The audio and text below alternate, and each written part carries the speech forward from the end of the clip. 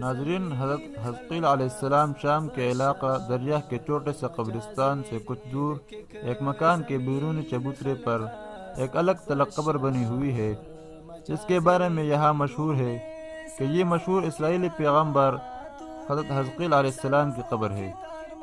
یہ قبر بھی حضرت شعیب اور حضرت یوشع علیہ السلام کی قبروں کی طرح معمولی سی بہت لمبی ہے۔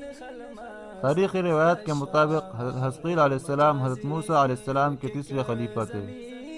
پہلے خلیفہ حضرت یوشع علیہ السلام تھے اور دوسرے خلیفہ حضرت کالب بن یوحنا علیہ السلام اور تیسرے خلیفہ حضرت حزقیل علیہ السلام تھے۔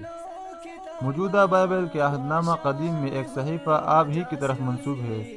قرآن کریم میں آپ کا اسم گرامی مذکور نہیں ہے، لیکن قرآن کریم نے سورۃ بقرہ میں ایک واقعہ بیان فرمایا ہے جس کے بارے میں بعض تفسیری روایت سے معلوم ہوتا ہے کہ وہ آپ ہی سے متعلق ہے۔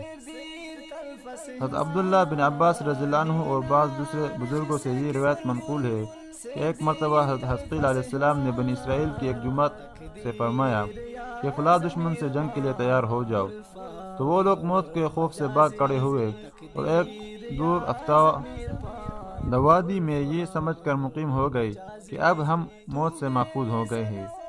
اللہ تعالیٰ کو ان کی یہ حرکت ناگوار ہوئی اور ان پر موت طاری کر دی گئی۔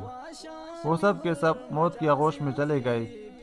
ایک ہفتہ کے بعد حضرت حزقیل علیہ السلام کا ان پر گزر ہوا تو آپ نے ان کی اس حالت پر افسوس کا اظہار فرمایا اور دعا مانگی کہ الہ العالمین ان کو موت کے عذاب سے نجات فرما دے تاکہ ان کی زندگی خود ان کے لیے اور دوسروں کے لیے عبرت اور بصیرت کا سامان بن جائے۔